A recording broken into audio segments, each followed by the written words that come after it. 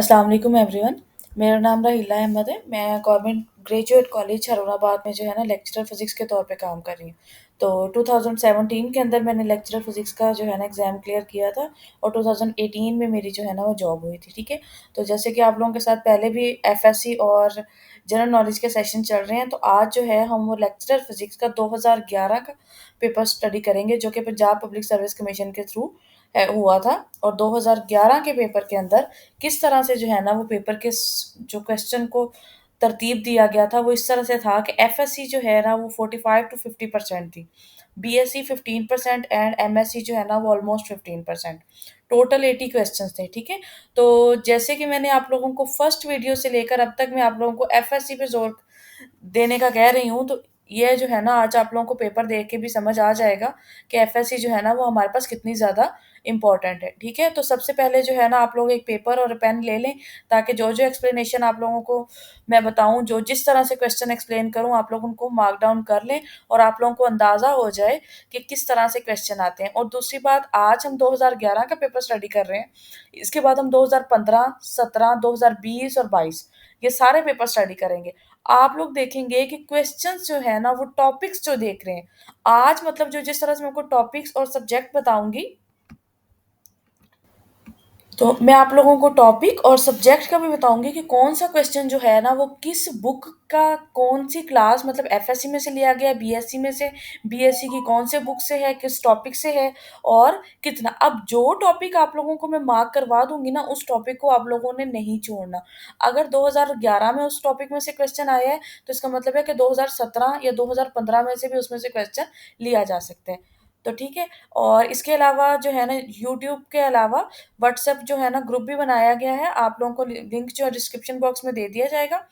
वहाँ पर आप लोगों के पास जो मेरे पास डाटा है पीपीएससी से रिलेटेड या मेरे पास जो मटेरियल है, बुक्स हैं या जो नोट्स हैं, वो मैं आप लोगों के साथ उस ग्रुप के ज़रिए शेयर करूँगी। तो जितनी जल्दी हो सके उस ग्रुप को जॉइन कर लें ताकि मुझे बार-बार वो है मटेरियल सेंड करना ना पड़े। तो अब हम प्रॉपर्ली स्टार्ट लेते हैं, ठीक है? तो सबसे पहला क्वेश्चन जो है, which of the following Maxwell equation need to be modified if magnetic monopole exist?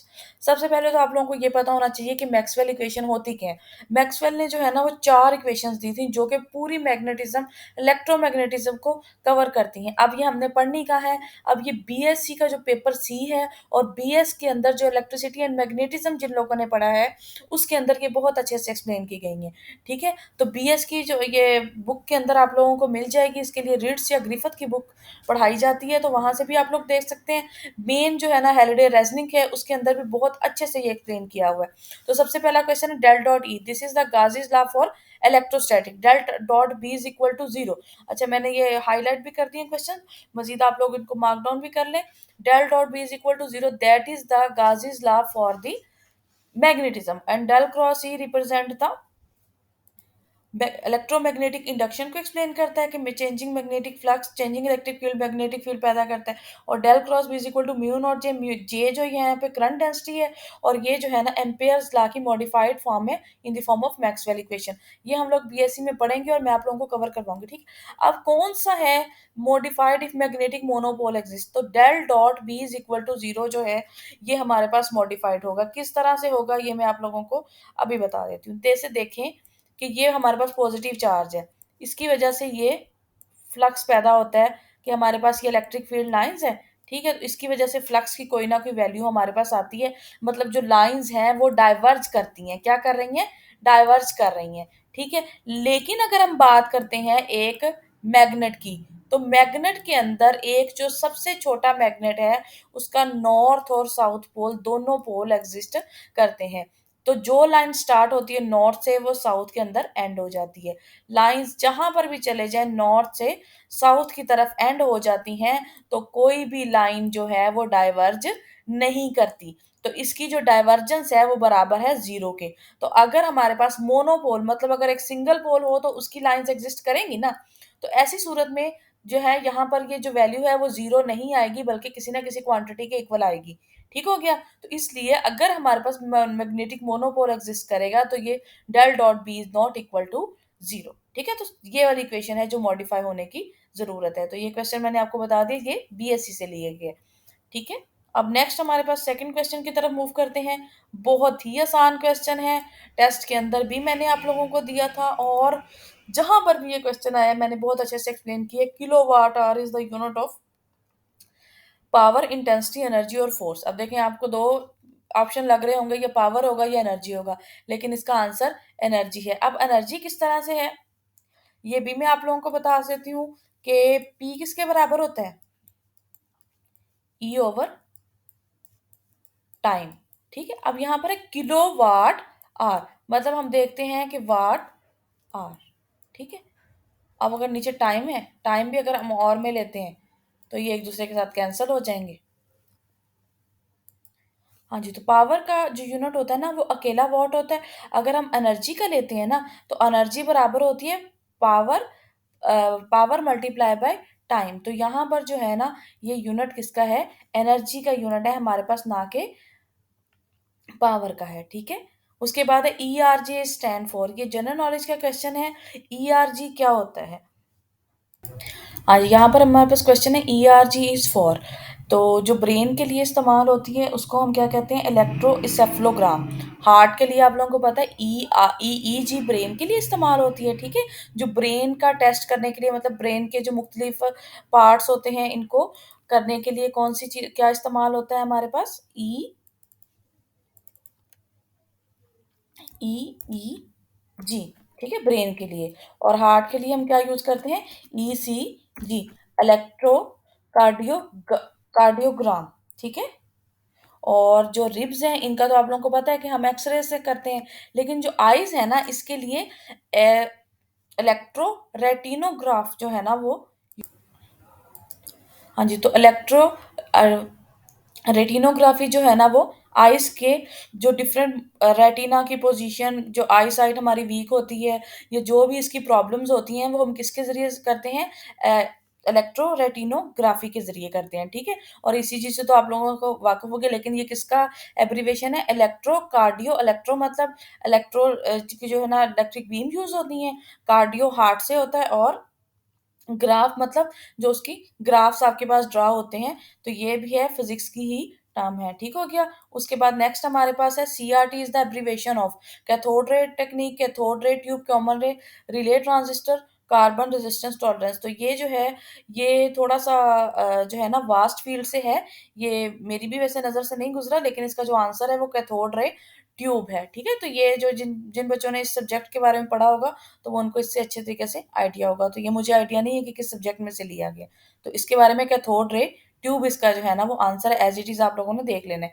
Which of the following discover photo electric effect, तो ये थोड़ा सा कंफ्यूजिंग आंसर भी क्वेश्चन भी है और टफ सा भी है, क्योंकि हम लोगों ने जो है ना फोटो इलेक्ट्रिक इफेक्ट के बारे में हमेशा आइंस्टाइन का वर्ड यूज किया, लेकिन यहाँ पर मैं आप लोगों को बताती हूँ कि जो फोटो इलेक्ट्रिक इफेक्ट है ना वो सबसे पहले जब डिस्कवर किया था वो हर्ट्स ने किया था। जो हर्ट्स साइंटिस्ट था, फ्रैंक हर्ट्स एक्सपेरिमेंट के बाद उसने हर्ट्स, जो फ्रैंक और हर्ट्स दो साइंटिस्ट थे ना जिन्होंने फ्रैंक हर्ट्स एक्सपेरिमेंट किया था, वहां पर जो हर्ट्स था उसने फोटो इलेक्ट्रिक इफेक्ट को फर्स्ट टाइम डिस्कवर किया था, लेकिन वो उसको मुकम्मल तौर पर एक्सप्लेन नहीं कर पाया था। तो क्वेश्चन पेपर में इसी तरह से आया है, लेकिन जो है डिस्कवरी जो है ना वो अगर आती है, अगर आपके पास हर्ट्स का भी ऑप्शन है तो आप पहले हर्ट्स को क्लिक करेंगे, लेकिन फोटो इलेक्ट्रिक इफेक्ट को कंप्लीटली एक्सप्लेन किसने किया था, आइंस्टाइन ने। अब फोटो इलेक्ट्रिक इफेक्ट का क्वेश्चन आया कहाँ से, ये भी सेकंड ईयर के क्वेश्चन चैप्टर नंबर 19 में से है। इसके अलावा आगे भी पढ़ते हैं, लेकिन जो क्वेश्चन आया है ये चैप्टर नंबर 19 एफएससी में से आया हुआ। ठीक है, नेक्स्ट क्वेश्चन बहुत ही इंपॉर्टेंट और थोड़ा सा कंफ्यूजिंग भी है। चैप्टर नंबर 5 जो है फर्स्ट ईयर का उसमें से लिया गया है, और ये आप लोगों को मैंने टेस्ट में भी दिया था कि dimension of angular acceleration is, test में मैंने थोड़ा सा चेंज कर दिया था, रेशियो बना दी थी। अब एंगुलर एक्सेलरेशन की और एंगुलर वेलोसिटी की, इन सब की जो है ना आप लोगों ने डायमेंशन तैयार करनी है। अब देखें LT-2 ये किसकी है, लीनियर एक्सेलरेशन की। LT-1 किसकी है, लीनियर वेलोसिटी की। अब देखें L0T-2 और L, ये तो किसी की डायमेंशन नहीं है, लेकिन L0T-2 जो है ना, अब आप लोगों को पता होना चाहिए कि किसी भी चीज की पावर अगर जीरो है तो 1 के बराबर है। ठीक है, तो L की पावर जीरो है इसका मतलब ये 1 हो गया, तो T-2, तो हमारे पास करेक्ट आंसर क्या है, सी आंसर है। ठीक है, सी ऑप्शन जो है ना हमारे पास इसका करेक्ट है। अब देखें ये भी क्वेश्चन अभी तक जो हम पढ़ रहे हैं सिर्फ फर्स्ट क्वेश्चन के अलावा, बाकी ये सारे क्वेश्चन और दो ये इन 2 के अलावा सारे जो हैं वो अभी तक एफएससी के आ रहे हैं। नेक्स्ट जो क्वेश्चन है ये थोड़ा-सा टेक्निकल सा है। ये मैथ्स के क्वेश्चन्स के अंदर से लिया गया है क्योंकि अब जो है वो मैथ को आप लोग इतना ज़्यादा टच नहीं करते, तो ये जो लेजेंडर पॉलिनोमियल होते हैं ना, इनमें से ये क्वेश्चन है। तो इसका भी जो है आप लोगों को अब ये दोबारा पेपर में नहीं आएगा। इसका आंसर जो है -1 और 1 रिजे हर जो है ना इनकी एक लिमिट होती है। जैसे साइन का फंक्शन है, इसकी भी लिमिट है, कोसाइन फंक्शन है, इसकी भी लिमिट है, टेंजेंट फंक्शन है, इसकी भी लिमिट है, ठीक है? लेकिन अब इस तरह के क्वेश्चन नहीं आते। 2011 के बाद इस तरह का पे क्वेश्चन किसी पेपर में भी नहीं आया क्योंकि पहले जो है ना वो पैटर्न चेंज था थोड़ा-सा, उसमें से मैथ को भी टच करते थे। लेकिन अब जो है ना वो मैथ को इतना टच नहीं किया जाता। तो लेजेंडर पॉलिनोमियल है, ये बेसिकली मैथ का क्वेश्चन है। तो इसकी लिमिट जिस तरह से बताई गई है तो इसकी लिमिट है -1 से 1 अगर इसके अंदर x है। जैसे टेन एक्स की लिमिट क्या होती है माइनस इन्फिनिटी से प्लस इन्फिनिटी। कॉस की लिमिट क्या होती है 0 से 1 तक। इसी तरह से साइन सॉरी कॉस की -1 से 1 तक और साइन की लिमिट। तो ये सारी चीज़ें आप लोगों को पता होंगी और पता होनी भी चाहिए। अच्छा नेक्स्ट हमारे पास क्वेश्चन है consider we have an ensemble। सबसे पहले तो मैं आप लोगों को बताती हूँ कि ensemble क्या होता है। ensemble होता है कि जब हम एक सिस्टम को इंडिविजुअली देखने की बजाय पूरा सिस्टम के अंदर उसको कलेक्टिवली देखें। मतलब फॉर एग्जांपल हमारे पास ना एक बहुत बड़ा हजूम है। हम उस हजूम के एक-एक बंदे की बजाय हम उसकी पूरे की एवरेज निकाल लें और उसके ऊपर सारी जो है ना वो क्वांटिटीज़ को अप्लाई कर दें या उसके लिए सारी कैलकुलेशन कर दें, तो इसको हम कहते हैं इनसैम्बलिंग इकट्ठा करना, ठीक है? तो हमारे पास क्वेश्चन क्या है? तो हमारे पास इसकी 3 टाइप्स होती हैं।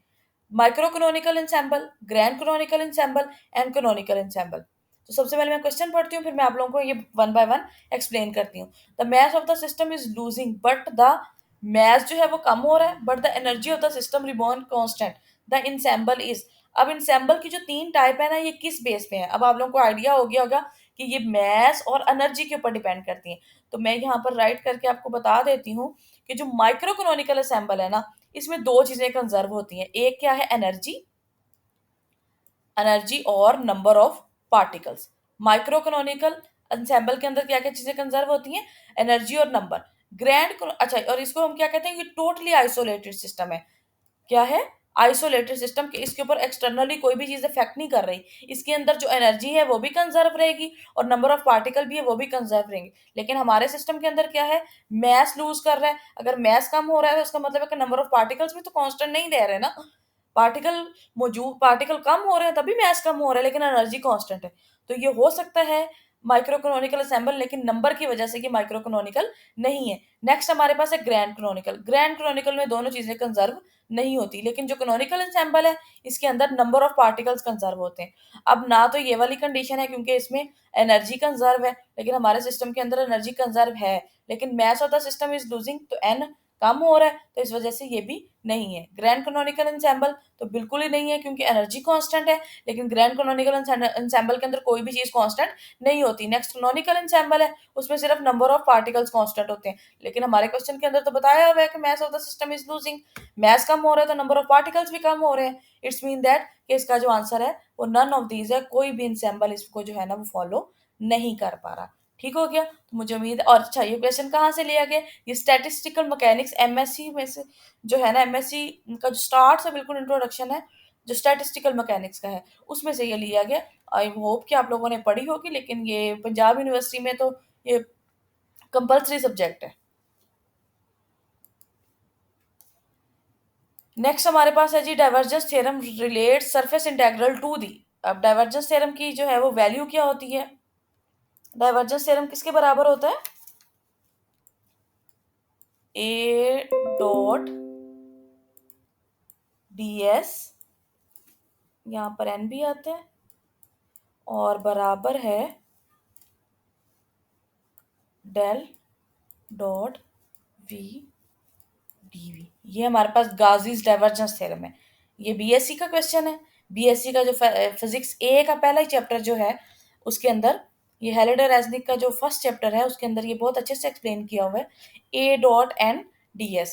अब मैं आप लोगों को ये एक बात बता दूं कि नो डाउट ये क्वेश्चन हायर स्टडीज के अंदर भी है। एमएससी के अंदर भी आप लोगों ने पढ़ा होगा, मैथमेटिकल फिजिक्स के अंदर और भी सब्जेक्ट्स के अंदर पढ़ा होगा लेकिन ये जो इसकी बेसिक है जहाँ पर इसका बिल्कुल आगाज़ बताया गया है वो बीएससी के अंदर है और ये as it is question BSc के अंदर मौजूद है। ठीक है, बीएस या बीएससी दोनों सेम है। इनके अंदर जो मैकेनिक्स पढ़ाई जाती है, ये मैकेनिक्स का क्वेश्चन है, ठीक है।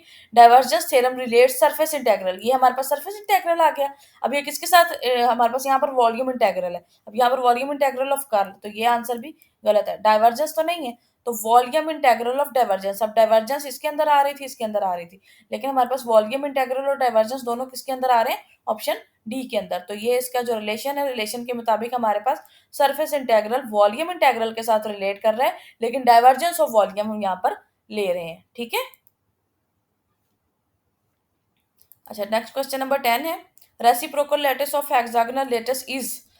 रेसिप्रोकल लैटिस क्या होती है, ये हम लोगों ने एमएससी सॉलिड स्टेट फिजिक्स के अंदर पढ़ना है, कंपलसरी सब्जेक्ट है ये भी।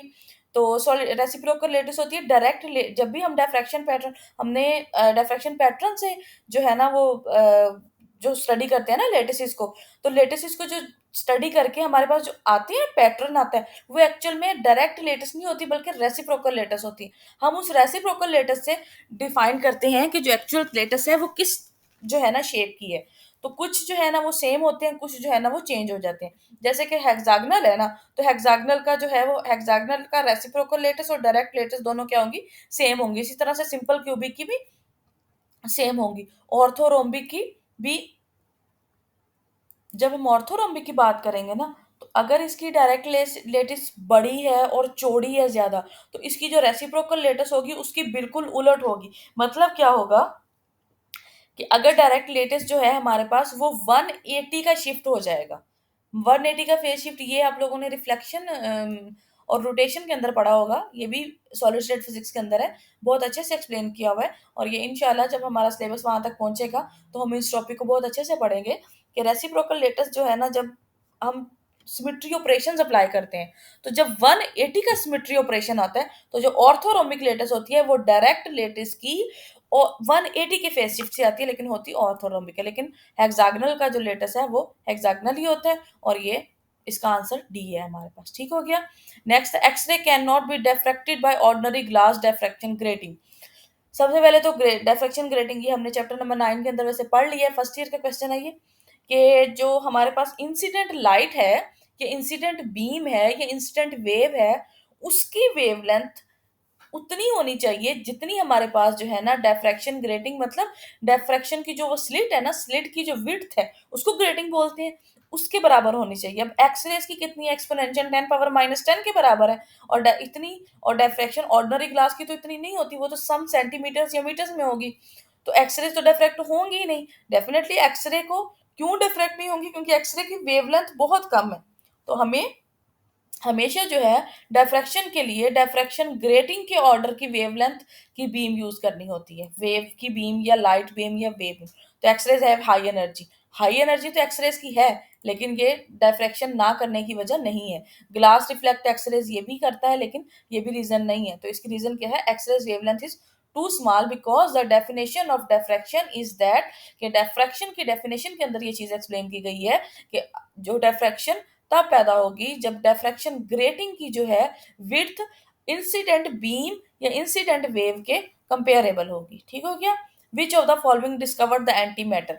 अच्छा, तो यहाँ पर मैं आप लोगों को एक चीज बताती जाऊं कि जो हमारे पास पेपर आता है ना, इसमें से पार्टिकल फिजिक्स है, वो कुछ जगहों पर तो पढ़ाई जाती है, कुछ जगहों पर नहीं पढ़ाई जाती। और पार्टिकल फिजिक्स जो है ना वो पीपीएससी के पॉइंट ऑफ व्यू से बहुत इंपॉर्टेंट है। इसमें से ऑलमोस्ट अगर 15% है ना, तो तकरीबन 6 to 7% जो है ना वो क्वेश्चन इसमें से आ जाते होते हैं। तो मैं इंशाल्लाह इसके भी नोट्स आपको प्रोवाइड करूंगी। तो ये यहाँ पर भी ये क्वेश्चन जो है ना, ये पार्टिकल फिजिक्स में से आया है। मैं आपको बताती जाऊंगी कि कौन कौन सा क्वेश्चन पार्टिकल फिजिक्स में से, विच of the following discover the anti matter. तो एंटी मैटर की डिस्कवरी है ना, ये बड़ी इंटरेस्टिंग थी। तो ये जो है ना एंडरसन ने की थी। एंडरसन ने जो है ना इसको 90 स्टडीज के 19th सेंचुरी के अंदर जो है ना इसको डिस्कवर किया था, ठीक है। The selection rule for the quantum transition with an atom is. Quantum transition के लिए जो रूल्स होते हैं ना, वो एक तो है L+-1, ये भी नहीं होता N+-1, N+1 तो हो सकता है, -1 तो हो ही नहीं सकता, ठीक है, क्योंकि N N basic quantum number है, n=KL एम पर मुश्तमिल होता है, ठीक है। m0 = 0 +-1, m भी 0 या +-1 के बराबर नहीं हो सकता, ये m अगर इसके जो रूल्स हैं, या m+-1, तो इसके जो बेसिक रूल्स है ना, वो हमारे पास इसकी जो कंडीशन है क्वांटम ट्रांजिशन की है कि अगर हमारे पास L is equal to +-L+-1 हो,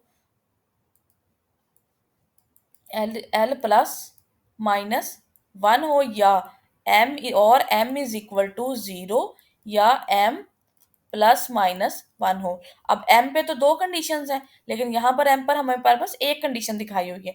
लेकिन अगर m इज इक्वल टू 0 या +-1 के बराबर हो, तो हमारे पास फिर भी ये ऑप्शन सही होता अगर ये इक्वल के बराबर होता।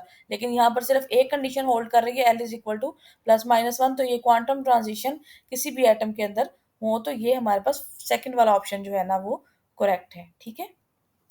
क्यूरी टेम्परेचर ऑफ आयरन बहुत ही इंपॉर्टेंट क्वेश्चन है। अब यहाँ पर थोड़ा सा जो है ना वो आप लोगों को कंफ्यूज करेगा क्वेश्चन, कि किस तरह से जो है ना ये क्वेश्चन आप लोगों के पास आया है।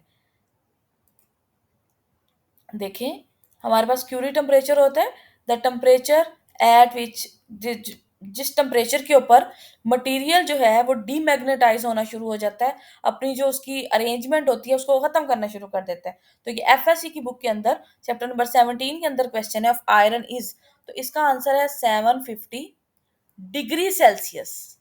क्या आंसर है? 750 डिग्री सेल्सियस। ये तो यहाँ पर है ही नहीं, तो इसका मतलब है कि यहाँ पर ऑप्शन ही मौजूद नहीं, तो ये क्वेश्चन गलत है। नहीं, यहाँ पर 750 के अंदर अगर आप 273 को ऐड करें तो क्या आंसर बनता है? 5 7 12, 2 और 1 7 2 9, 9 और 1 10, 1023 केल्विन, 1023 केल्विन। तो इसका आंसर क्या बन रहा है? डी। तो इस तरह के क्वेश्चन भी बहुत इंपॉर्टेंट है, आप लोगों ने इसको बहुत अच्छे तरीके से पढ़ लेना है। ठीक है।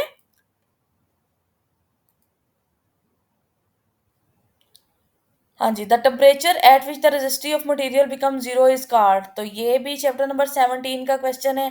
चैप्टर नंबर 17 सेकंड ईयर के अंदर से क्वेश्चन दिया गया है कि ऐसा टेम्परेचर जिस पर रेजिस्टिविटी जीरो हो जाती है, तो ऐसे मटेरियल को हम क्या कहते हैं? सुपर कंडक्टर कहते हैं। और उस टेम्परेचर को क्या कहते हैं? Critical temperature. अब आप लोगों ने इसके अंदर से क्रिटिकल टेम्परेचर डिफरेंट मटेरियल्स के दिए भी हुए हैं, मरकरी का दिया हुआ है, लेड का दिया हुआ है, और फर्स्ट जो है ना वो कब डिस्कवर हुआ था, किसने किया था, और जो है ना कम्प्लेक्स यट्रियम बेरियम ऑक्साइड। तो ये सारी चीजें आप लोगों को पता होनी चाहिए। मैं बार बार कह रही हूँ कि जिस टॉपिक में से क्वेश्चन आया है उस टॉपिक को आप लोगों ने नहीं छोड़ना। The phenomena which distinguish between longitudinal and transfer wave, जहां तक मुझे याद है कि एक टेस्ट के अंदर भी मैंने क्वेश्चन आप लोगों को दिया था, चैप्टर नंबर 8 फर्स्ट ईयर में से ये क्वेश्चन आया हुआ है। The phenomena which distinguish between longitudinal and transfer waves, polarization वाला जो टॉपिक है, पोलराइजेशन के अंदर बताया जाता है कि लॉन्गिट्यूडनल वेव्स जो है ना वो पोलराइजेशन पैदा नहीं कर सकती, जबकि बाकी सारे फिनोमेना जो है डिफ्रैक्शन, इंटरफेरेंस एंड रिफ्रैक्शन, ये तीनों फिनोमेना जो है ना वो वेव, कोई भी वेव हो, लॉन्गिट्यूडनल हो या ट्रांसवर्स हो, वो ये दोनों तीनों प्रॉपर्टीज होल्ड करती हैं। लेकिन पोलराइजेशन जो है वो सिर्फ ट्रांसवर्स वेव्स के लिए प्रॉपर्टी, ट्रांसवर्स वेव्स की ही प्रॉपर्टी है कि ट्रांसवर्स वेव्स ही सिर्फ पोलराइज हो सकती हैं। Which of the following can not be polarize, देखें इसी के एक्सटेंशन चैप्टर नंबर 8 में से क्वेश्चन आ गया दोबारा से कि कौन सी वेव है जो पोलराइज नहीं हो सकती। ठीक है। अभी मैंने आपको बताया कि ट्रांसवर्स वेव्स हो सकती हैं, हीट वेव्स भी ट्रांसवर्स वेव्स हैं, साउंड वेव्स, गैमा रेज भी ट्रांसवर्स वेव्स हैं, एक्स रेज भी ट्रांसवर्स वेव्स हैं, लेकिन साउंड वेव्स जो हैं वो लॉन्गिट्यूडनल वेव्स हैं। दो ही एग्जांपल आप लोगों को दी गई हैं, वेव जो स्ट्रिंग के ऊपर वेव्स होती हैं वो, और कौन सी वेव्स, जो साउंड वेव्स होती हैं ये लॉन्गिट्यूडनल वेव्स होती हैं। The energy of the atom within the electron within the atom primarily depends upon the quantum number। अब ये भी एफएससी के चैप्टर नंबर 21 में से है क्वेश्चन, क्वांटम नंबर के ऊपर एनर्जी डिपेंड करती है। तो इसका रिलेशन मैं आप लोगों को लिख के बताती हूँ, तो आप लोग याद आ जाएगा आप लोगों को कि ये किस तरह से, E N is equal to -E0/,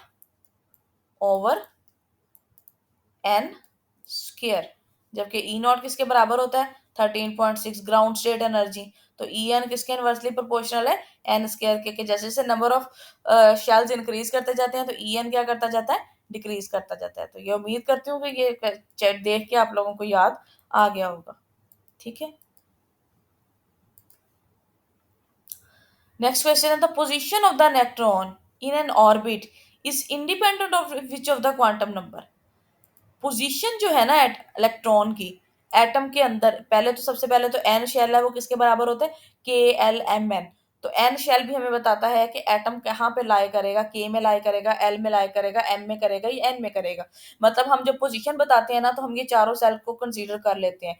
दूसरी चीज है एम।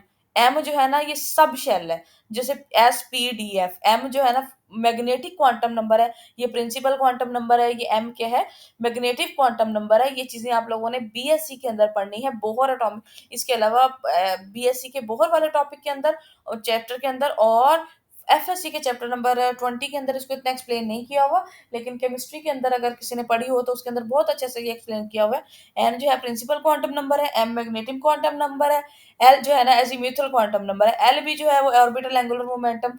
ऑर्बिटल एंगुलर मोमेंटम की बात आ गई है तो इसका मतलब है कि ये पोजीशन को भी बताएगा। एम जो है ये एसपीडी है, पी जो शेल है, पी सब शेल है, ये पी ऑर्बिटल है, उसके बारे में बताता है। अब जो एस है ना, अब ये एस जो है हमें बताता है spin off the atom, electron. Electron की सिर्फ स्पिन के बारे में बताता है कि या स्पिन अप होगी या स्पिन डाउन होगी। जो स्पिन क्वांटम नंबर है ये सिर्फ हमें स्पिन के अबाउट इंफॉर्मेशन फराहम करता है, बाकी इससे कोई इंफॉर्मेशन जो है ना हमें नहीं मिलती। तो इसलिए हम कहते हैं कि जो पोजीशन है इलेक्ट्रॉन की है वो एन भी बताता है, एम भी बताता है, एल भी बताता है, लेकिन एस बिल्कुल भी नहीं बताता। अब देखिए आप लोगों ने देखा होगा क्वेश्चन रेलेवेंट आ रहे हैं। Spin quantum number of electron is, तो इलेक्ट्रॉन का स्पिन क्या होता है, तो electron half integral spin carry करते हैं। +-1 जो है ना वो प्रोटॉन का स्पिन होता है 3/2, और ये भी स्पिन है लेकिन दूसरे पार्टिकल्स के हैं, लेकिन +1/2 भी है, लेकिन सिर्फ +1/2 का कभी भी अकेला एग्जिस्ट नहीं करता। हमेशा इलेक्ट्रॉन का स्पिन प्लस माइनस हाफ होता है। प्लस क्रॉसपोंड करता है स्पिन अप स्टेट इस तरह से, और माइनस क्रॉसपोंड करता है स्पिन डाउन स्टेट। ठीक हो गया। हाँ जी, हमारे पास एक और क्वेश्चन आ गया मैथ से रिलेटेड। तो जैसा कि मैंने आपको पहले बताया है कि मैथ के जो है ना वो इतना इम्पोर्टेंट फील्ड नहीं है। अब जो है नए पैटर्न के मुताबिक थोड़ा-सा पैटर्न चेंज हुआ है। मैंने शुरू से मेरे पास जितने पेपर अवेलेबल थे, तो मैंने सोचा कि आप लोगों के साथ सारे शेयर कर दूँ ताकि मैक्सिमम पॉसिबल क्वेश्चन जो है ना आप लोग क्लियर कर सको। और कर्वीलीनियर कोऑर्डिनेट्स कौन से होते हैं? डिफरेंट तरह के कोऑर्डिनेट्स होते हैं। अगर मैंने तो ये बीएससी के अंदर सारे पढ़े हुए थे, पता नहीं आप लोगों ने पढ़े हैं या नहीं। स्फेरिकल कोऑर्डिनेट्स, पोलर कोऑर्डिनेट्स, तो इनके भी ना डिफाइंड एंगल होते हैं। लेकिन जो कर्वीलिनियर कोऑर्डिनेट्स होते हैं ना कर्व, तो कर्व के ऊपर कोई भी एंगल लाई कर सकते हैं। तो ज़रूरी नहीं है कि वो किसी फिक्स एंगल पे हो, तो इसलिए इसका आंसर जो है ना वो अनडिफाइंड है। इसको बहुत ज़्यादा जो है ना ज़्यादा पढ़ने की ज़रूरत नहीं है। मैंने आप लोगों को पहले ही बता दिया कि मैथ इतना इम्पोर्टेंट नहीं है। अच्छा जी, a system is in equilibrium it must not have. अगर सिस्टम इक्विलिब्रियम में है तो फर्स्ट कंडीशन ऑफ इक्विलिब्रियम क्या कहती है कि sum of all the forces acting upon a system is zero and the body is, अच्छा इक्विलिब्रियम की वैसे डेफिनेशन है the body is at rest और मूविंग विद यूनिफॉर्म वेलोसिटी। मतलब वेलोसिटी तो जीरो नहीं होगी, वेलोसिटी सिर्फ सिंपल बताई हुई है, वेरिएबल नहीं है, सिर्फ वेलोसिटी है, तो इसका मतलब है वेलोसिटी जीरो नहीं होगी। और मूविंग, मूव कर रही है तो डिस्प्लेसमेंट भी जीरो नहीं होगा। मोमेंटम तो जीरो होगा ही नहीं क्योंकि वेलोसिटी जीरो नहीं है, मास भी जीरो नहीं है। तो एक्सेलरेशन डेफिनेटली भी जीरो होना चाहिए। एक्सेलरेशन जीरो क्यों होगा, क्योंकि अगर फर्स्ट कंडीशन सेटिस्फाइड है तो बॉडी ट्रांसलेशनल इक्विलिब्रियम में है, या वो रेस्ट पे है या यूनिफॉर्म वेलोसिटी के साथ मूव कर रही है, यूनिफॉर्म लीनियर वेलोसिटी। अगर सेकंड इक्वेशन जो है ना इक्विलिब्रियम के सेटिस्फाइड है तो या बॉडी रेस्ट पे है या एंगुलर वेलोसिटी के साथ मूव कर रही है, कांस्टेंट एंगुलर वेलोसिटी के साथ, यूनिफॉर्म एंगुलर वेलोसिटी के साथ। तो बॉडी के इक्विलिब्रियम होने की कंडीशन ही यही है कि उसके अंदर कोई भी एक्सेलरेशन मौजूद नहीं होगा। हाँ जी, चैप्टर नंबर 21 सेकेंड ईयर के वैसे क्वेश्चन लिया गया आगे। In the following nuclear decay how many alpha particles emitted. अब अल्फा पार्टिकल के बारे में आप लोगों को पता होना चाहिए कि अल्फा पार्टिकल कौन से होते हैं। अल्फा पार्टिकल होते हैं हीलियम के न्यूक्लियाई। इसके एटॉमिक नंबर इसका 4 होता है और इसका मास चार्ज नंबर कितना होता है 2। अब हमने क्या करना है, 233 है हमारे पास, 217 है। 233 में से 217 को माइनस करें तो कितना बचता है, मेरा ख्याल में ये 16 बचता है। अच्छा 16 बचता है। अगर हम 16 को हमने ऊपर वाला डिवाइड किया है ना, तो यहाँ से इसको ऊपर पे 4 पे तकसीम कर देंगे तो 4 4 16। तो मेरे मुताबिक ये 4 बन रहा है और ऑप्शन भी 4 है। ठीक है, नीचे से भी कर सकते हैं 84। अच्छा, तो अगर हम 92 में से 84 माइनस करते हैं, आप दोनों तरीके से कर सकते हैं। 92 में से 84 माइनस किया तो हमारे पास 8 बचता है। तो 8 चार्ज नंबर हमने माइनस किया है ना, तो ये नीचे देखें तो चार्ज नंबर हीलियम के न्यूक्लियस, सॉरी हाइड्रोजन मैंने बना दिया, तो हीलियम के न्यूक्लियस, 4 हीलियम के न्यूक्लियस निकलेंगे, तो हमारे पास पीछे क्या बचेगा, रिजल्टिंग 217। ठीक है, नेक्स्ट हमारे पास क्वेश्चन है, फिर बड़ा इसी से रिलेटेड ही है। In the following nuclear decay what is the sequence of the decay, ये भी चैप्टर नंबर 21 से लिया गया है। अच्छा, ये चीज मैं आपको यहाँ पे बताती चलूं कि जब भी एक एटम में से एक अल्फा पार्टिकल निकलता है, तो उसमें से एटॉमिक जो ऊपर ऊपर वाला होता है ना एटॉमिक नंबर, इसमें से -4 होता है, और जेड में से क्या माइनस होता है, 2। अच्छा, और अगर एक बीटा पार्टिकल निकलता है, तो नीचे वाले के अंदर एक ऐड होता है। अब जैसे कि ये है, तो इस सूरत में हमारे पास यहाँ पर क्या निकला है, यहाँ पर हमारे पास एक बीटा पार्टिकल निकला है। क्या निकला है, बीटा पार्टिकल। अब यहाँ पर देखें तो यहाँ से 2 माइनस होना चाहिए, लेकिन एक्चुअल में Z+1 -2, तो +1 माइनस, सॉरी ये माइनस है, -2 -2, और यहाँ पर क्या होगा, -4। तो हमारे पास ये आ गया नए एटम के अंदर से A-4 और Z-1, Z-2 +1, तो -1 बचा, यहाँ पर आ गया। तो यहाँ पर हमारे पास क्या निकला है, एक अल्फा पार्टिकल। तो पहले की तरतीब क्या है, beta particle, alpha, and then कोई चेंज नहीं आया, तो जब भी गैमा पार्टिकल निकलता है तो कोई भी चेंज नहीं आता। तो ये भी चैप्टर नंबर 21 में से लिया गया है। Tunnel effect is observed in which of the following decay. सबसे पहले तो आप लोगों को पता होना चाहिए टनल इफेक्ट क्या होती है। टनल आप लोगों को पता है सुरंग को कहते हैं, किसको कहते हैं, सुरंग। अब होता क्या है कि जब हमारे पास लो एनर्जी पार्टिकल्स जो होते हैं ना, अगर हम उसको किसी भी एटम के ऊपर, अनस्टेबल एटम के ऊपर बम्बार्ड करते हैं, तो वो उसके अंदर कोई रिएक्शन प्रोड्यूस नहीं कर पाते। एक एटम है, उसकी एनर्जी हाई है, ठीक है, atom high energy barrier consider करता है। देखिए मैं इधर बना के भी दिखा देती हूँ आप लोगों को। फॉर एग्जाम्पल ये हमारे पास ना एक एटम है जिसका बैरियर है, यहाँ से एक अल्फा पार्टिकल आया है। अब अल्फा पार्टिकल ने क्या करना है, अल्फा पार्टिकल ने इधर से आना है, इसके अंदर, इस एटम के अंदर पेनिट्रेट हो जाना है। जब इसकी एनर्जी तो लो थी, लो एनर्जी होने की वजह से इसके अंदर पेनिट्रेट हो गया। अब इसने क्या करना है कि ये वापस बाहर नहीं आ सकेगा, इसकी इतनी एनर्जी होगी नहीं कि ये बाहर आएगा। अब ये क्या करेगा, अंदर से टकराएगा, टकरा टकरा के, टकरा टकरा के आखिर में इसके अंदर एक सुरंग की फॉर्म में से रास्ता बना लेगा, और रास्ता बना के बाहर निकल जाएगा। इस प्रोसेस को हम क्या कहते हैं, टनलिंग कहते हैं। ठीक है, अब लो एनर्जी पार्टिकल ही ये कर सकता है, हाई एनर्जी पार्टिकल नहीं कर सकता। देखिए अल्फा डिके, गैमा डिके जो है, गैमा की तो बहुत एनर्जी होती है, बीटा डिके की गैमा से कम होती है क्योंकि इसका मैस कम होता है।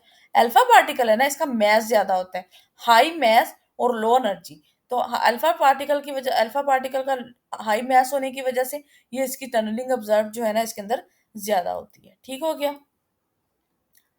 नेक्स्ट क्वेश्चन भी इसी चैप्टर में से, तो अब आप लोगों को समझ आ जाना चाहिए कि चैप्टर नंबर 21 बहुत इंपॉर्टेंट है।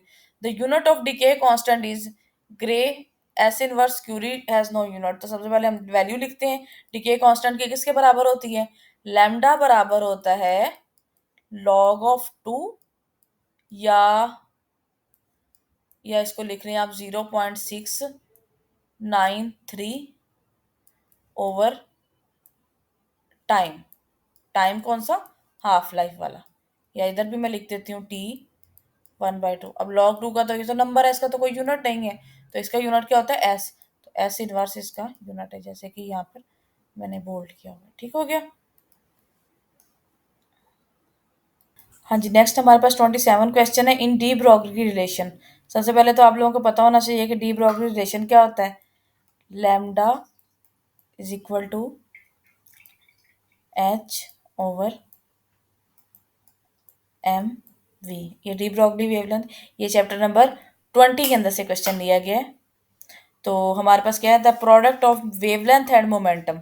तो लैम्डा ज़रब mv बराबर है h। तो h हमारे पास क्या है, प्लैंक्स कांस्टेंट। तो ये इसका आंसर लिखा हुआ है हमारे पास।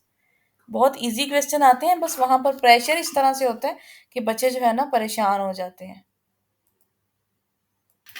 The particle having symmetric wave function and does not obey poly exclusion principal is called. तो ये जो है ना वो क्वांटम मैकेनिक्स का क्वेश्चन है, बहुत ही इंटरेस्टिंग और मेरा फेवरेट टॉपिक है वैसे तो ये। कि जो है ना सिमेट्रिक वेव फंक्शन किन के होते हैं, एंटी सिमेट्रिक कौन से होते हैं, poly exclusion principal. Poly exclusion principal जो है ना ये फर्मियोन्स जो है जैसे इलेक्ट्रॉन्स है, ये सारे जो है ना ये इंशाल्लाह जब हम इस तक पहुंचेंगे तो इन सबको तैयार करेंगे कि फर्मियोन क्या होते हैं, बोसॉन क्या होते हैं, बैरियंस क्या होते हैं, क्वार्क्स क्या होते हैं। तो फर्मियोन्स जो होते हैं वो इंटेग्रल स्पिन के साथ होते हैं, हाफ इंटेग्रल स्पिन के साथ। तो वो पॉली एक्सक्लूजन प्रिंसिपल को होल्ड करते हैं। पॉली एक्सक्लूजन प्रिंसिपल ओबे नहीं हो रहा है, इसका मतलब है पहला ऑप्शन तो हमारा सही है नहीं। और बैरियंस जो हैं इनका भी हाफ इंटेग्रल स्पिन होता है, क्वार्क्स का भी जो है ना वो फ्रैक्शनल स्पिन होता है, ठीक है। अब हमारे पास क्वेश्चन क्या है, क्वेश्चन के अंदर हमसे ये पूछा गया है कि सिमेट्रिक वेव फंक्शन। तो हमारे पास दो चीजें, फर्मियोन और जो बोसोन है ना, इनकी डिफरेंशिएशन इस बेस पे है कि जो फर्मियोन्स हैं वो एंटी सिमेट्रिक वेव फंक्शन होता है और वो पॉली एक्सक्लूजन प्रिंसिपल उनको होल्ड करते हैं, लेकिन जो बोसोन है वो क्या है, सिमेट्रिक वेव फंक्शन रखते हैं और उनको पॉली एक्सक्लूजन प्रिंसिपल ओबे नहीं करते। इनको इंशाल्लाह डिटेल में हम बहुत ज्यादा डिटेल में पढ़ेंगे, ठीक है। लेकिन यहाँ पर आपको इसका आंसर मार्क करवा दिया गया। Elementary particle are divided in how many groups. बहुत इंपॉर्टेंट और इंटरेस्टिंग सा सवाल है, ये भी पार्टिकल फिजिक्स का है। और पार्टिकल फिजिक्स के मुताबिक जो है ना एलिमेंट्री पार्टिकल जो है ना वो टोटल 7 होते हैं, लेकिन हमसे पूछा गया are divided in how many groups. तो ग्रुप्स हमने बताने हैं, तो टोटल ग्रुप्स कितने होते हैं, इसके जो टोटल ग्रुप्स है ना वो होते हैं 3। सबसे पहला है ड्रोन्स, लेप्टॉन्स एंड मीडिएटर्स। मैं यहाँ पर लिख देती हूँ ये भी ताकि आप लोगों को याद हो जाए। हेड्रॉन्स, हेड्रॉन्स, लेप्टॉन्स,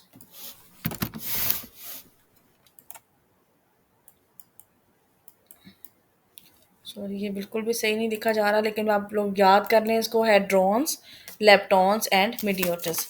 हेड्रॉन्स जो है वो 3 क्वार्क से मिलके बनते हैं, न्यूट्रॉन और प्रोटॉन इसकी एग्जांपल है। लेप्टॉन जो है ना वो एक क्वार्क और 2 क्वार्क से मिलके बनते हैं, ठीक है। और इसकी एग्जांपल है इलेक्ट्रॉन है, या ये बेसिक म्यून है, सॉरी लेप्टॉन जो है।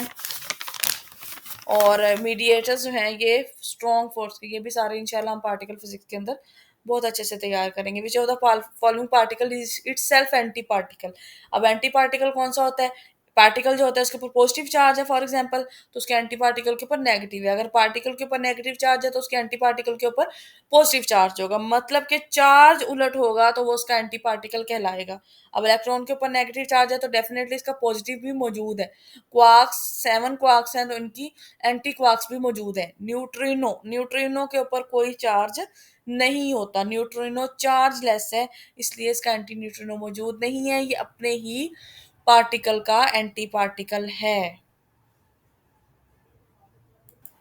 हाँ जी बच्चों, बच्चों एंटी पार्टिकल ऑफ इटसेल्फ, तो न्यूट्रिनो यहाँ पर गलती से मार्क हो गया क्योंकि न्यूट्रिनो का भी एंटी पार्टिकल एंटी न्यूट्रिनो होता है, तो ये इसको गलती से मैंने हाईलाइट कर दिया है। ये आप लोगों ने इसका जो है ना आंसर फोटोन है, क्योंकि चार्जर्स पार्टिकल, जैसे मैंने आपको शुरू में भी बताया कि जो चार्जलेस पार्टिकल होता है उसका कोई भी एंटी पार्टिकल नहीं होता। तो हमारे पास यहाँ पर चार्जलेस पार्टिकल कौन सा है, फोटोन।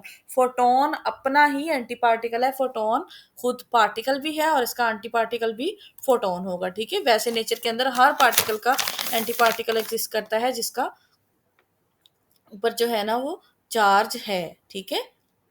इसका आंसर क्या है, फोटोन। 30 क्वेश्चन का फोटोन आंसर है, ठीक है। और नेक्स्ट क्वेश्चन है which of the following waves are electromagnetic waves. हाँ जी, तो ये हमारे पास है electromagnetic waves are more energetic waves. तो ये चैप्टर नंबर 17 के अंदर बहुत अच्छे से एक्सप्लेन किया गया। 16 sorry, chapter number 16 alternating current second year का जो क्वेश्चन है, चैप्टर है, उसके अंदर इलेक्ट्रोमैग्नेटिक स्पेक्ट्रम दिया। और कल मैंने आप लोगों को वीडियो के अंदर बहुत अच्छे से एक्सप्लेन किया था कि आप लोगों ने स्पेक्ट्रम अच्छे से तैयार करना है। तो सबसे कम वेव्स जो हैं कौन सी वेव्स, लो एनर्जेटिक वेव्स होती हैं, रेडियो वेव्स, देन जो है ना visible, infrared, then ultraviolet, then X rays and gamma rays. तो हमारे पास जो है ना सबसे ज्यादा एनर्जेटिक इन सब में कौन सी है, अल्ट्रावायलेट है, लेकिन मोस्ट एनर्जेटिक वेव्स कौन सी है, गैमा रेज। याद रखना है, ये आपको उसके अंदर एक्सप्लेन किया हुआ है स्पेक्ट्रम के अंदर, ठीक है।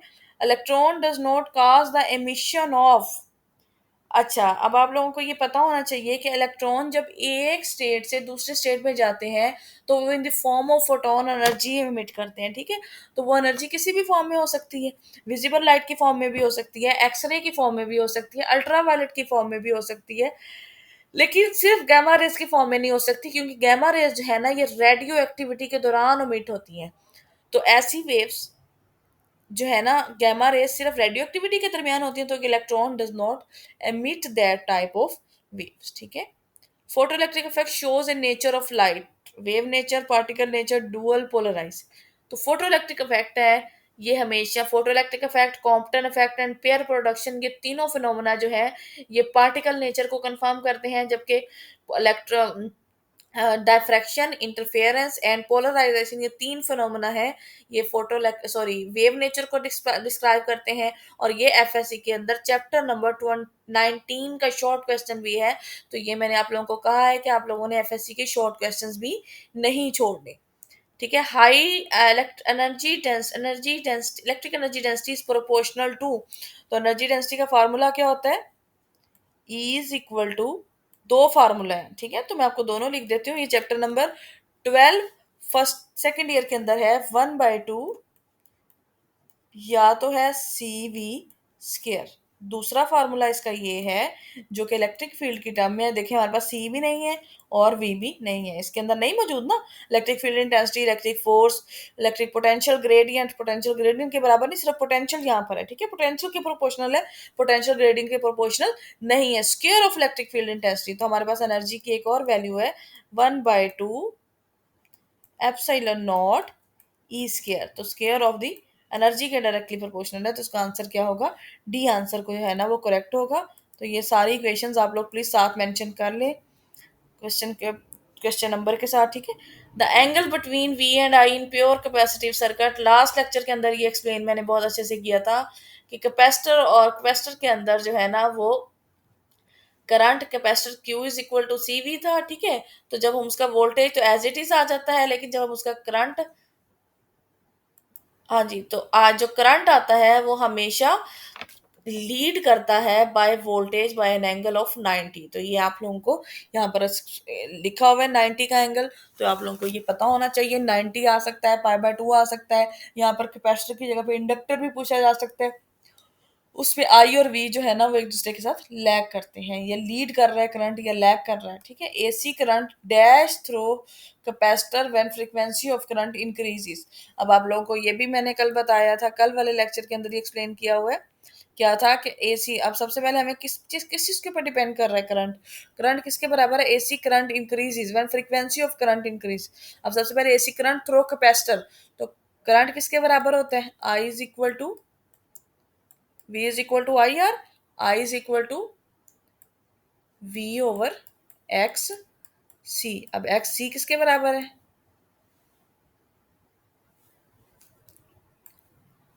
अच्छा, X C किसके बराबर है? 1/2 pi F C। Frequency increase कर रही है, when the frequency of current increases, X C क्या करेगी? डिक्रीज करेगी। तो करंट क्या करेगा? एक्स सी डिक्रीज कर रही है, इनवर्स रिलेशन है, तो करंट क्या करेगा? इंक्रीज करेगा। तो that is option is correct, ठीक हो गया?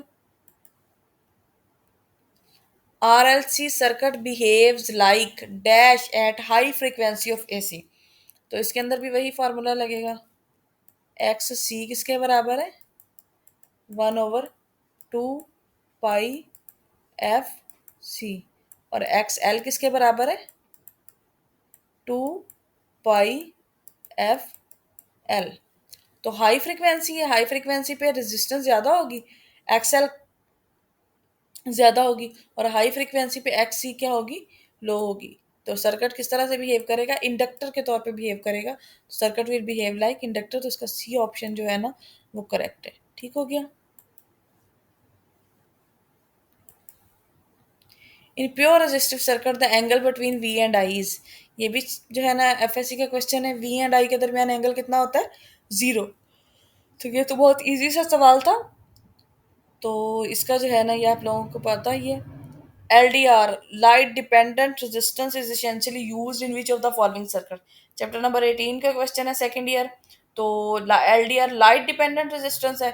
तो लाइट डिपेंडेंट रेजिस्टर किसके अंदर यूज होती है? लाइट स्विचेस के अंदर यूज होती है, कि जब लाइट पड़ती है इनकी रेजिस्टेंस कम हो जाती है और ऑटोमेटिकली जो है ना वो नाइट स्विच के अंदर ऑन हो जाते हैं, और इसके अंदर ऑपरेशनल एम्पलीफायर के तौर पर जो है ना वो LDR यूज की जाती है। ठीक है, the NAND gates come out gates output is zero when. अच्छा, ये नैंड गेट, ये गेट्स जो है ना वो बहुत अच्छे से FSC के अंदर एक्सप्लेन किए गए हैं।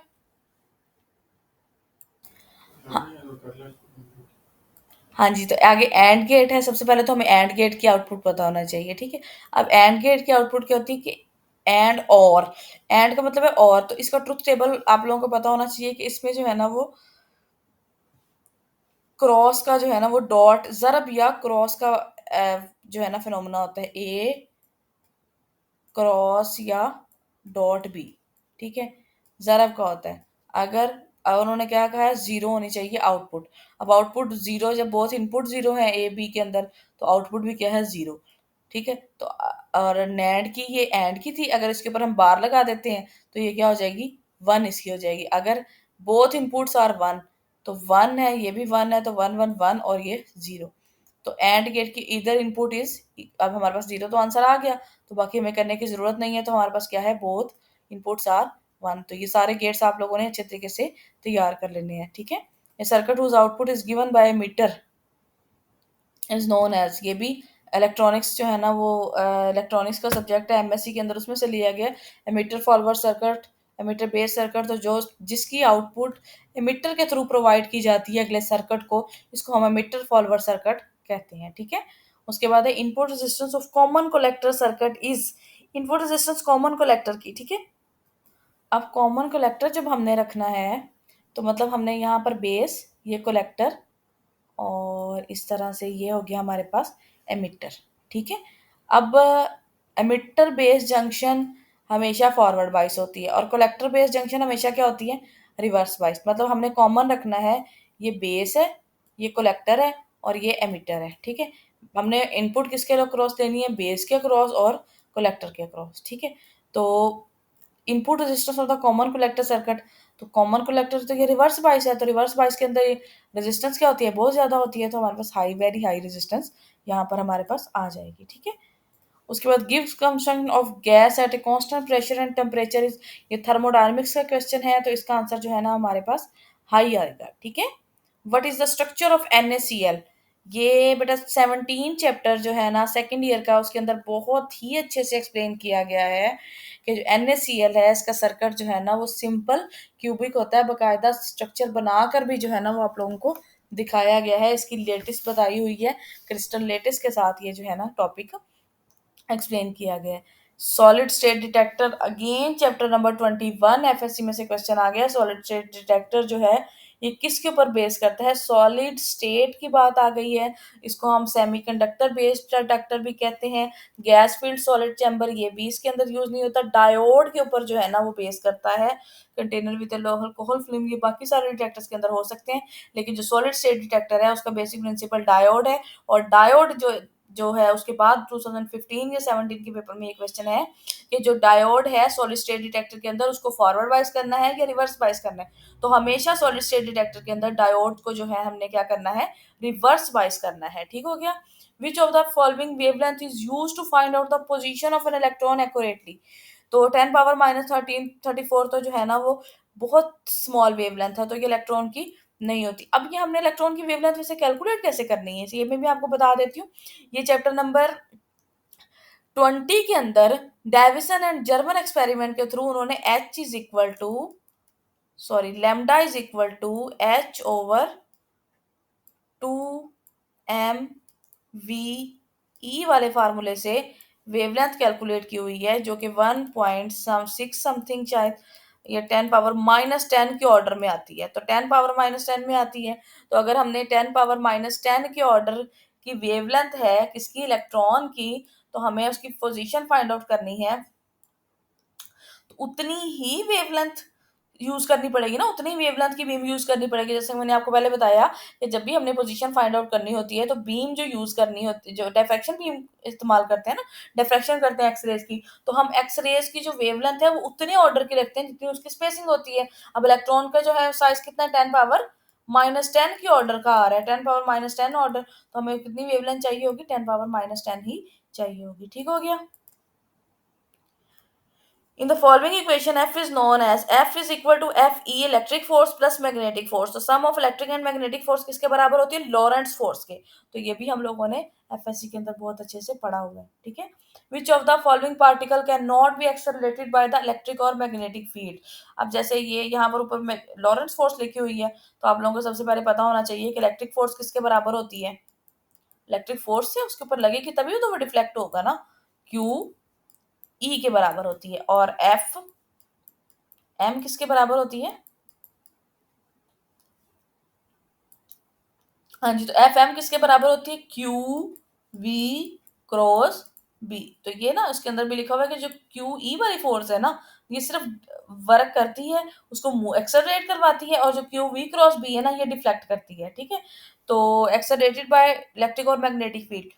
अब दोनों फोर्सेस किसके ऊपर डिपेंड कर रही हैं? चार्ज क्यू के ऊपर। ठीक है? तो चार्ज इनमें से किसके ऊपर रही है? प्रोटॉन के ऊपर भी चार्ज है, इलेक्ट्रॉन के ऊपर भी चार्ज है, अल्फा पार्टिकल के ऊपर charge. Only neutron carry no charge, that's why the correct answer is A. क्योंकि चार्ज ही नहीं है, जब चार्ज ही जीरो है तो क्यू ई वो भी जीरो हो जाएगी, और क्यू वी क्रॉस बी भी क्या हो जाएगी? जीरो हो जाएगी। ठीक है?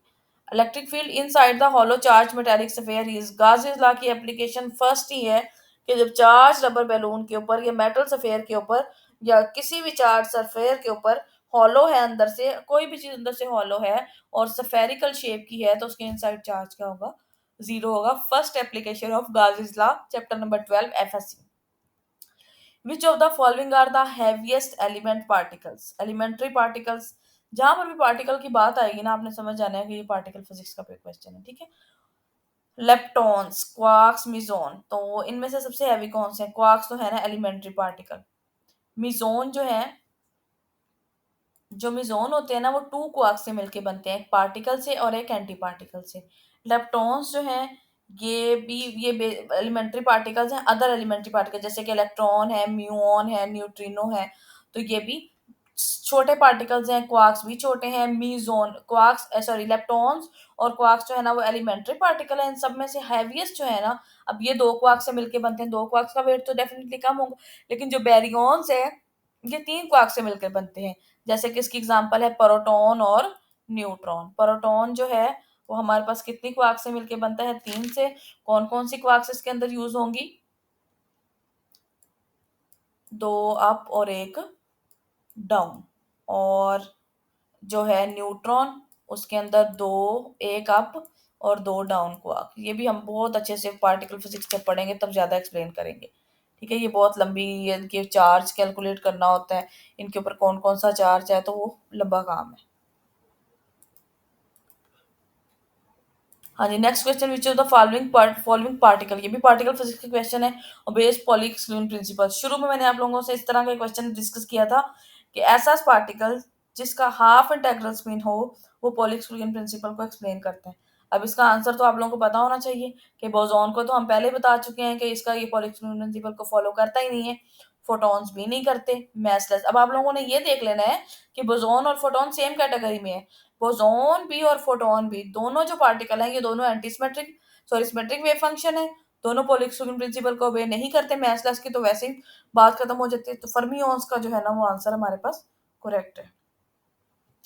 The unit of Planck's constant is same as, तो प्लैंक्स कांस्टेंट का जो यूनिट है वो बिल्कुल प्लैंक्स कांस्टेंट किसके बराबर होता है वैसे? अभी हमने लिखा था lambda is equal to H over M V, V sorry, तो एच बराबर है लैम्डा ज़रब मोमेंटम, पी लिख देती हूँ यहाँ पर।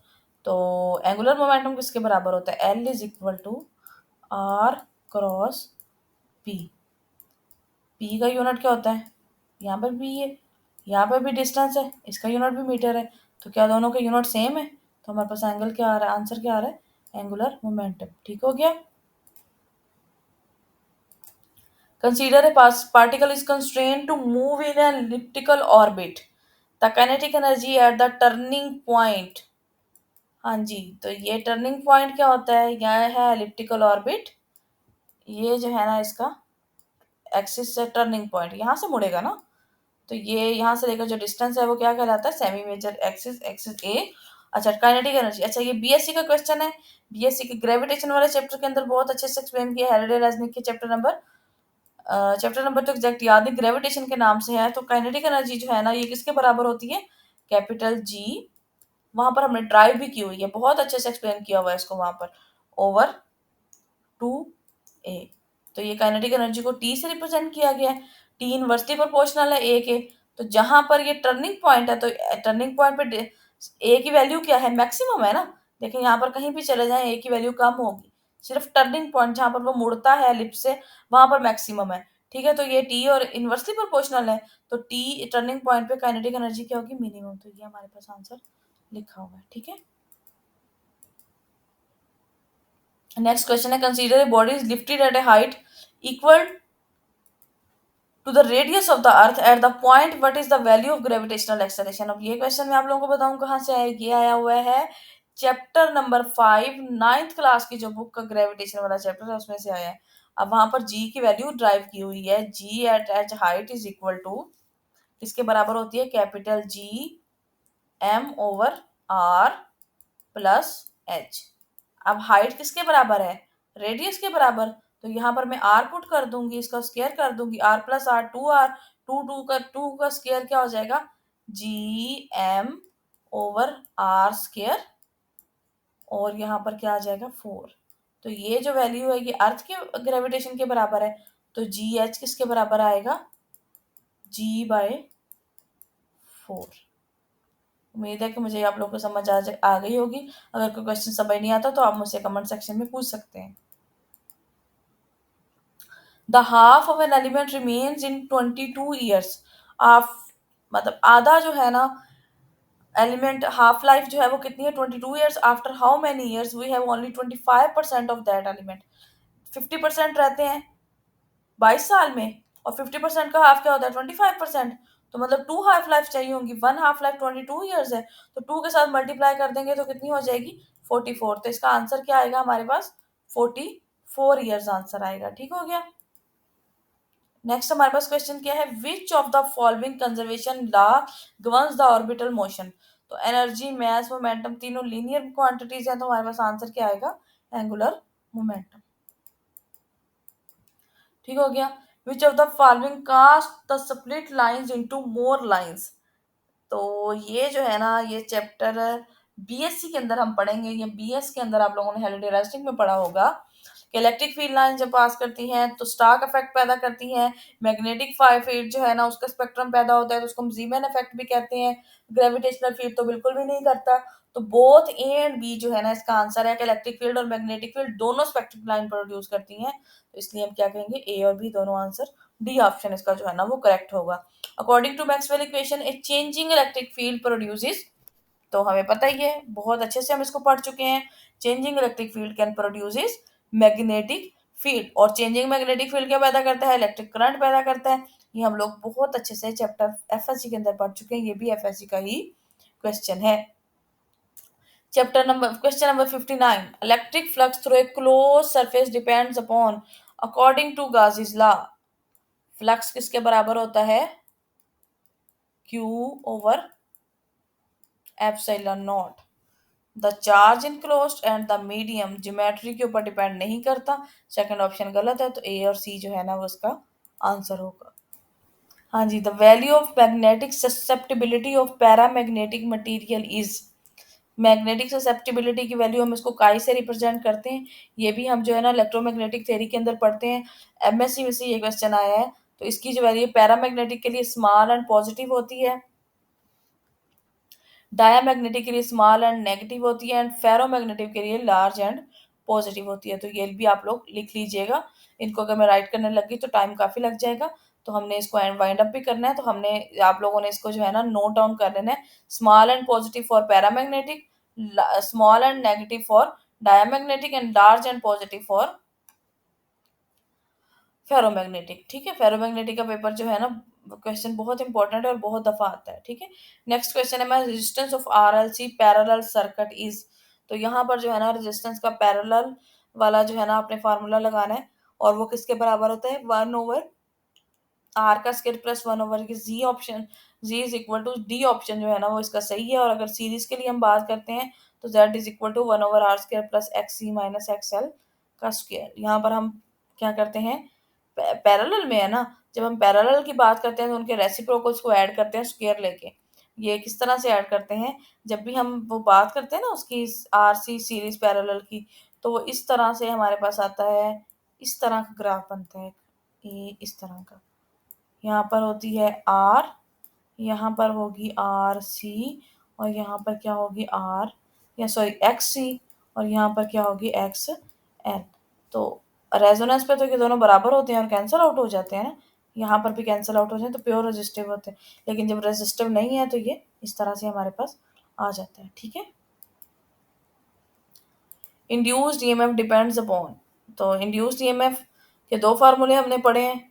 एक तो है motional EMF E is equal to V B L sine theta, मैं साइन नेगेटिव साइन नहीं डाल रही साथ में। और दूसरा फार्मूला था E is equal to N delta phi over delta delta T. तो कौन से ऑप्शन सही लग रहा है, इंड्यूस करंट नहीं है, रेजिस्टेंस ऑफ द करंट नहीं मौजूद, चेंज इन मैग्नेटिक फ्लक्स, तो ये है चेंज इन मैग्नेटिक फ्लक्स, इसके ऊपर डिपेंड कर रहा है। तो ऑल ऑफ दीज वाला ऑप्शन नहीं आएगा, सिर्फ यही वाला ऑप्शन हमारे पास करेक्ट होगा, ठीक हो गया।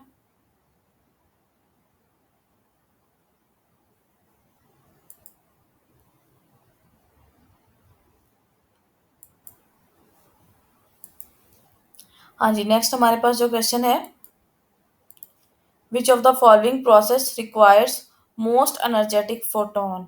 तो कौन सा जो है ना वो मोस्ट एनर्जेटिक फोटोन हमें प्रोसेस जो है ना वो रिक्वायर करता है। फोटोइलेक्ट्रिक इफेक्ट के अंदर वीक से वीक फोटोन जो है ना वो फोटोइलेक्ट्रिक इफेक्ट पैदा कर सकता है, provided that frequency is equal to the threshold frequency. Compton effect तो होता ही एक्सरे से है। पेयर प्रोडक्शन जो है ना उसके लिए हाई एनर्जी गैमा रेज की जरूरत होती है। अब हाई एनर्जी गैमा रेज जो है उसके वो भी एनर्जेटिक फोटोन है ना, तो इसलिए हम ये कह सकते हैं। और फ्लोरेसेंस भी किसी भी एनर्जी लेवल्स एनर्जी से जो है ना वो पैदा हो सकती है। Number of bands on carbon colour code resistance R, chapter number 13 second year का क्वेश्चन है ये। तो 4 बैंड आप लोगों को होता है, पहला जो बैंड है वो पहला डिजिट बताता है, दूसरा बैंड जो दूसरा डिजिट बताता है, तीसरा डिजिट आपको नंबर ऑफ जीरो बताता है, और चौथा जो है वो टॉलरेंस फैक्टर के लिए होता है। The area of hysteresis loop represent, तो एरिया जो है ना वो हिस्टैरिसीस लूप का हमें बताता है कि कितनी एनर्जी मैग्नेटाइज करने के लिए चाहिए या डीमैग्नेटाइज करने के लिए चाहिए, और हमें उसका एरिया ही ये बताता है कि आया कि जो हमारे पास एरिया ही बताता है कि हम किसी मटेरियल को इजीली मैग्नेटाइज कर सकते हैं या मुश्किल से करते हैं। और दूसरी चीज ये है कि हमें उसका एरिया से हम देख के बताते हैं कि मटेरियल जो है ना वो सॉफ्ट है या हार्ड मैग्नेटिक मटेरियल है। Next is the Poynting vector is given bye, ये भी इलेक्ट्रोमैग्नेटिक थ्योरी के अंदर बहुत अच्छे से एक्सप्लेन किया हुआ है। सिंपल है कि ई क्रॉस एच के बराबर ये होता है। ये भी एज इट इज क्वेश्चन उठाए हुए हैं इसलिए इनको ज्यादा एक्सप्लेन करने की जरूरत नहीं है। Stress that changes the shape of the material is known as, chapter number 17 के अंदर जो है ना एक ग्राफ बनाया है, और उस ग्राफ के अंदर उससे पीछे वाले टॉपिक के अंदर जहां पर आपको स्ट्रेस के डिफरेंट टाइप्स बताई गई हैं, वहां पर जो है ना बताया हुआ है कि जो एक स्ट्रेस है जो अगर लेंथ में चेंज करता है उसको हम टेंसाइल स्ट्रेस कहते हैं, अगर वो वॉल्यूम में चेंज कर रहा है तो वो वॉल्यूमेट्रिक स्ट्रेस कह रहे हैं, और अगर वो शेप में चेंज करता है तो हम उसको शेयर स्ट्रेस कहते हैं। तो यहाँ पर शेयर स्ट्रेस का ऑप्शन मौजूद है, तो हमारे पास आंसर क्या होगा, शेयर स्ट्रेस होगा। विच of the following element has lowest ionization potential. अच्छा, अब आयोनाइजेशन एनर्जी और आयोनाइजेशन पोटेंशियल क्या होता है। आयोनाइजेशन पोटेंशियल होता है, ये भी चैप्टर नंबर 20 में से क्वेश्चन है सेकंड ईयर के। आयोनाइजेशन पोटेंशियल होता है कि जब हमने किसी को आयोनाइज करना है और उसको जितना हमने पोटेंशियल देना है, आयोनाइजेशन पोटेंशियल कहलाता है, ठीक है। तो सोडियम जो है इसको सबसे कम देना पड़ता है, इसकी आयोनाइजेशन एनर्जी कम होती है, आयोनाइजेशन पोटेंशियल कम होता है। कार्बन के चूंकि आउटरमोस्ट शेल में 4 इलेक्ट्रॉन होते हैं इसलिए इसको मुश्किल होता है। एल्यूमिनियम में 3 होते हैं, आयरन में भी 3 होते हैं, लेकिन सोडियम के आउटरमोस्ट शेल में सिर्फ 1 इलेक्ट्रॉन होता है, इसलिए इसका आयोनाइजेशन पोटेंशियल बाकियों की निस्बत कम होता है। The half filled valence band elements are, तो इंसुलेटर के अंदर वैलेंस बैंड कंप्लीटली फिल होता है, कंडक्टर्स के अंदर पार्शियली फिल होता है, हाफ फिल्ड नहीं होता। तो ओनली सेमीकंडक्टर है जिसके अंदर हाफ फिल्ड होता है, और उसके अंदर हम कंडीशंस को चेंज करके उसके बाद जो है ना हम उसको सेमीकंडक्टर्स को कंडक्टर्स में कन्वर्ट करते हैं, ठीक है। Eigen value of Hermitian operator, ये जो है ना क्वांटम मैकेनिक्स का एक इम्पॉर्टेंट रूल है कि जो आइगन वैल्यू होती है हर्मिटियन ऑपरेटर की हमेशा रियल होती है, और वो रियल वैल्यू जो है आइगन वैल्यू जो हमें देती है वो फिजिकल क्वांटिटी का जो है ना हमें जनरेट करवाती है। ये बहुत अच्छे अच्छे रूल दिए हुए हैं, जेटली के अंदर बहुत अच्छे से एक्सप्लेन किया हुआ है। एक्सप्लेन तो नहीं, खैर इसका ये उसकी स्टेटमेंट है एक थ्योरम की, ठीक है। The speed of the light in vacuum in terms of electric permittivity and magnetic susceptibility is given by option C, c is equal to 1/epsilon naught mu naught. इसको भी जो है ना इलेक्ट्रोमैग्नेटिक थ्योरी के अंदर बहुत अच्छे से एक्सप्लेन किया गया है, और यही जो इक्वेशन थी यही बताती है कि जो है ना लाइट की जो है ना मैक्सिमम इसकी वैल्यू है, और ये वैक्यूम के ऊपर डिपेंड, किसी भी चीज के ऊपर, मीडियम के ऊपर डिपेंड नहीं करती, और इसकी प्रॉपर्टी क्या है, इलेक्ट्रोमैग्नेटिक नेचर है। तो इसी इक्वेशन से इलेक्ट्रोमैग्नेटिक नेचर जो है ना वो डिस्कवर हुई थी। The colour of LED depends upon, light emitting diode का जो कलर है, ये चैप्टर नंबर 18 के अंदर डायोड से अगले वाले टॉपिक के अंदर बताया गया है कि लाइट एमिटिंग डायोड का जो कलर है वो मटेरियल जो यूज कर रहे हैं उसके ऊपर डिपेंड करता है। जिस चीज का डायोड बनी हुई है, जिस सेमीकंडक्टर मटेरियल की डायोड बनी हुई है उसके ऊपर ये डिपेंड करता है। If the output of the common emitter amplifier is infinite, then the amplification factor is, अब amplification factor किसके बराबर होता है, बीटा बराबर है आउटपुट ओवर इनपुट। अब आउटपुट क्या है, इन्फिनिटी, सम इन्फिनिटी ओवर समथिंग, कुछ भी हो, ठीक है। तो वो किस आंसर क्या आएगा, इन्फिनिटी आएगा ना, तो beta is equal to infinity, ठीक हो गया। नेक्स्ट क्वेश्चन है, unit mass particle is moving along z axis, the Lagrangian is, Lagrangian जो है क्लासिकल मैकेनिक्स का क्वेश्चन है ये, तो क्लासिकल मैकेनिक्स को भी हम साथ साथ लेके चलेंगे इंशाल्लाह। क्लासिकल मैकेनिक्स के अंदर लैग्रांजियन को बहुत अच्छे से एक्सप्लेन किया जाता है, और लैग्रांजियन किसके बराबर होता है, kinetic energy minus potential energy. सबसे पहले तो बाद में खत्म हो जाती है, दरमियान में जब नेगेटिव का साइन है तो पहले तो ऑप्शन तो करेक्ट हो ही नहीं सकते। ये इसी तरह से आपने बाकी भी देखना है कि कुछ चीजें ऐसी आ जाती हैं कि बाकी दो ऑप्शन बिल्कुल पहले स्टेप पे डिनाई हो जाते हैं, ठीक है। तो काइनेटिक एनर्जी किसके बराबर होती है, 1/2 mv² माइनस mgh। अब पार्टिकल मूव कर रहा है जेड एक्सिस के अलोंग, ठीक है। तो ये जो v है हम इसको लिख सकते हैं, v is equal to d v over d, particle z axis के अलोंग मूव कर रहा है, सॉरी डी एक्स, तो हमारे पास यहाँ पर क्या आएगा, जेड। तो पार्टिकल जेड एक्सिस के अलोंग मूव कर रहा है, तो d z over d t किसके बराबर आएगा, जेड डॉट, अच्छा मैस क्या है, यूनिट मैस, तो एम इज इक्वल टू 1, तो 1/2 वी किसके बराबर आ जाएगा, v is equal to d g over d t है, तो जी डॉट का square minus g z, h भी जेड के बराबर है, ठीक है। तो ये हमने लैग्रांजियन इसका लिख दिया 1/2 जेड डॉट से, तो ये वाला ऑप्शन जो है ना वो करेक्ट है। A cylinder is rolling down on an inclined plane such that there is no friction and no slipping. The degree of the cylinder of the cylinder, the degree of freedom of the cylinder are, ये है inclined plane, sorry inclined plane।